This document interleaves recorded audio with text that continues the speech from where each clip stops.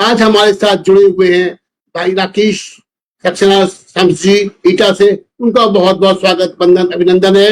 हमारे साथ जुड़ी हुई हैं वीणा सिन्हा जी न्यू जर्सी से। उनका भी बहुत बहुत स्वागत बंधन अभिनंदन है।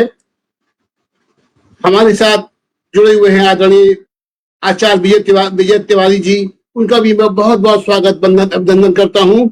और हमारे दो खास मेहमान जैसे ही जुड़ेंगे मैं इनको पटल पर ले आऊंगा।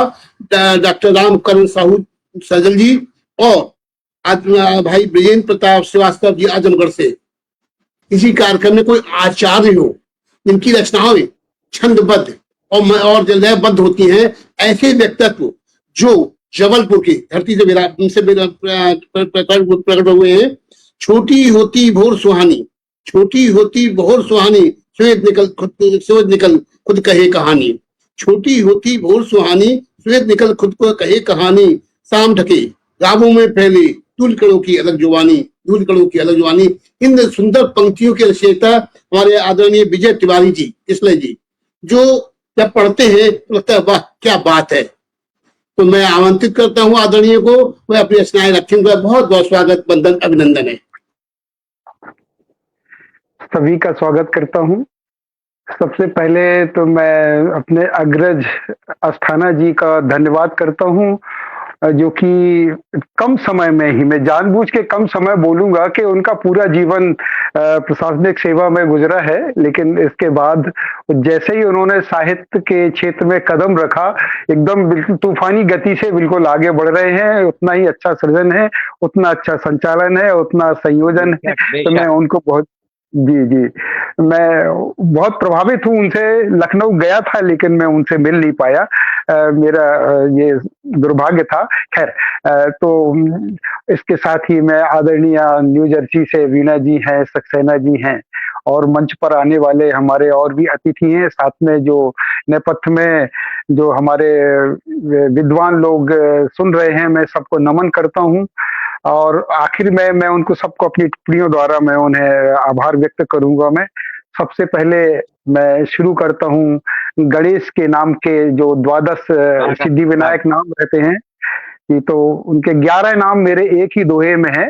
भालचंद्राय नमः करके मैं लंबोदर गजमुख सुमुख धूम्र केतु विघ्नेश, लंबोदर गजमुख सुमुख धूम्र केतु विघ्नेश, विकट विनायक गज करण दंती कपिल गणेश, दंती कपिल गणेश। और एक मेरा 4 लाइनें सुने, 4 मिसरे हैं कि मेरा जीवन सदा रहा है मेरे नियमों पर आधारित, मेरा जीवन सदा रहा है मेरे नियमों पर आधारित, मेरा दृष्टिकोण खुद करता मेरे हर नियमों को पारित, मेरा दृष्टिकोण खुद करता मेरे हर नियमों को पारित। मित्रों मित्रों दोष नहीं कुछ मेरा और नहीं कुछ मेरे बस में, चाटुकारिता ना आडंबर निश्चलता मेरी नस नस में, निश्चलता मेरी नस नस में।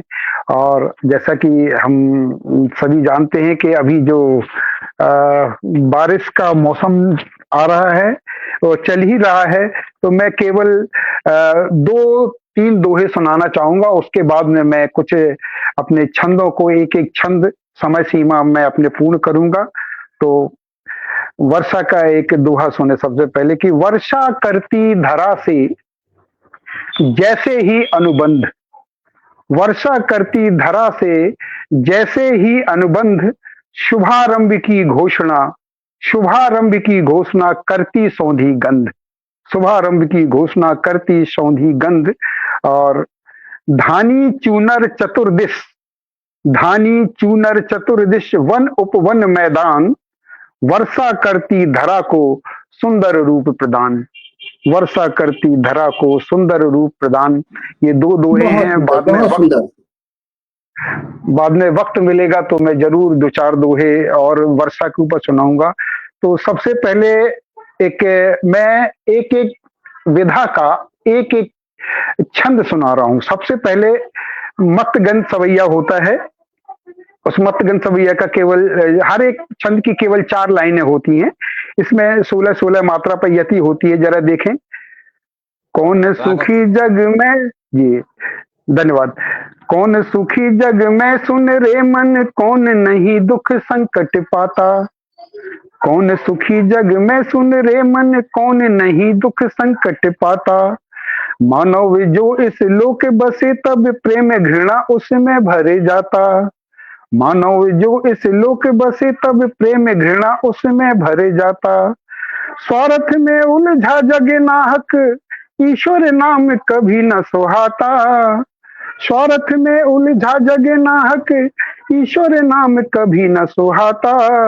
लेकिन जो मन में रहता शुभ, लेकिन जो मन में रहता शुभ, नेह नदी दिन रात बहाता। नेह नदी दिन रात बहाता। अब दूसरा छंद है दुर्मिल सवैया।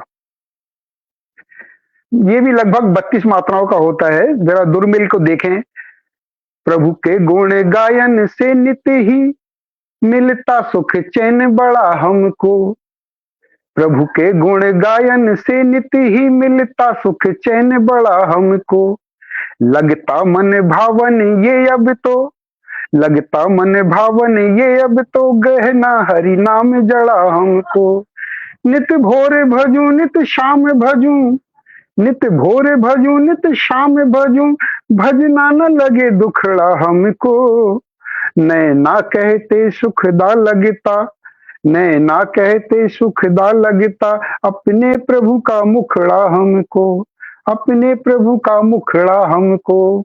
ये आपने सुना दुर्मिल छंद। अब मैं एक विधाता छंद, बहुत फेमस है, सारे लोग जानते हैं। इसमें भी 14-14 मात्रा की यति रहती है, 28 मात्राओं की एक चरण रहता है। जरा देखें। वही होता मधुर बंधन, जहां पर शक नहीं होता। वही होता मधुर बंधन, जहां पर शक नहीं होता। वहां रहता न अपनापन, जहां पर हक नहीं होता। वहां रहता न अपनापन, जहां पर हक नहीं होता।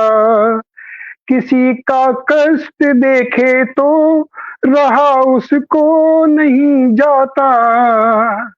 किसी का कष्ट देखे तो रहा उसको नहीं जाता।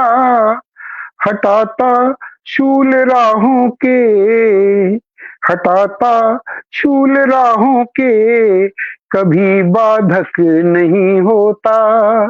हटाता शूल राहों के, कभी बाधक नहीं होता। ये था विधाता छंद जी। अब मैं एक हरि तालिका सुनाता हूं। इसमें भी 16-12 पर यति होती है। जब बेटियां घर द्वार का खुद ज्ञान से करती भला। जब बेटियां घर द्वार का खुद ज्ञान से करती भला, तब शान से हम चाहते जग जान ले उनकी कला। तब शान से हम चाहते जग जान ले उनकी कला। बदले हुए इस दौर में अब बेटियां अपने लला। बदले हुए इस दौर में अब बेटियां अपनी लला। सब साथ में चलने लगे तब, सब साथ में चलने लगे तब, दे मिटा हर फासला, दे मिटा हर फासला। ये हरिगीत का। अब मैं आपको एक डमरू छंद सुनाता हूँ। डमरू छंद बहुत रेयर छंद है। इसमें एक भी मात्रा नहीं होती, मतलब का ई आ ए ई ओ कोई भी मात्रा नहीं रहती, केवल लेटर होते हैं स्वर और व्यंजन के। जरा देखिए, इसमें भी 16 मात्रा का रहता है छंद। 32 मात्रा का एक चरण रहता है, 16 पर यति रहती है। इसकी भी 4 लाइन देखिए। और मैंने एक चरण रहता है 32 मात्रा को, उसको भी मैंने पार्ट किया है। केवल ये जो 8-8 के 4 उसके अंतर है, यानी 4 एक चरण के भी 4 मैंने उसके चरण बना के रखे। जरा ध्यान देंगे कि ये कृष्ण जी के बालपन का रूप है। इसको सेमी क्लासिकल भी बोला जा सकता है। जरा देखें कि मटक मटक कर लचक लचक कर, थक मत नट खट अब नच नच कर।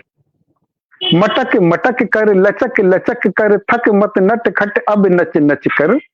दूसरा चरण, चमक चमक कर दमक दमक कर, नग कण झलकत उलट पलट कर। आप एक थोड़ा सा बिंब देखें, कृष्ण जी छोटे से कान्हा नाच रहे हैं और मुकुट पहने हुए हैं, उनके नग कण झलकते हैं।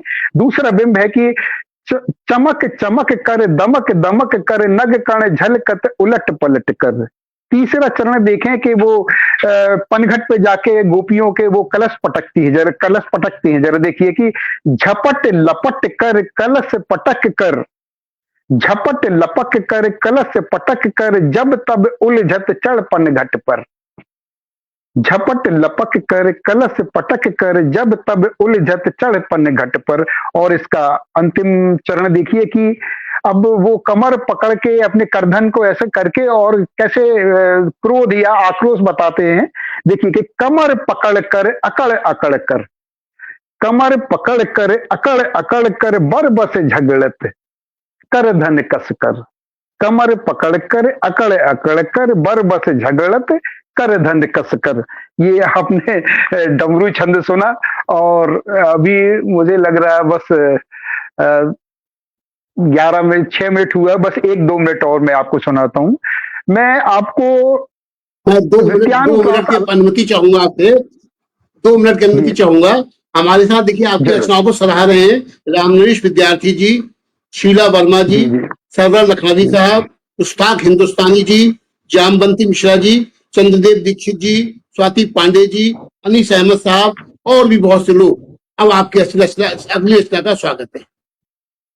बस मैं वृत्यानुप्रास अलंकार अनुप्रास का एक दोहा है जिसमें कि सारे शब्द एक ही लेटर से शुरू होते हैं। जरा मैं 4-5-6 हैं, मैं उनको मैं सुनाता हूँ, हर एक अलग अलग विषय के हैं। जरा सुने कि पहला है कि कान्हा के ऊपर ही है दो, कटि कर धन कर कंगना, कटि कर धन कर कंगना, काले कुंचित केश। कटि कर धन कर कंगना, काले कुंचित केस, काटे कृष्ण कृपालु ने, काटे कृष्ण कृपालु ने, कालिय कंस क्लेश। काटे कृष्ण कृपालु ने, कालिय कंस क्लेश। दूसरा दोहा महाभारत क्या है उस पर ही आप देखेंगे। मैं सर नमस्कार कर रहा हूँ साहू जी आपको। रामकरण साहू जी का बहुत बहुत स्वागत, वंदन, अभिनंदन है जी जी। दूसरा दोहा महाभारत पर आधारित है कि महाभारत के कारण क्या थे। एक दोहे में देखिए, कालिंदी कंदुक कदम, कालिंदी कंदुक कदम, कालिय कंस कुवर्ण।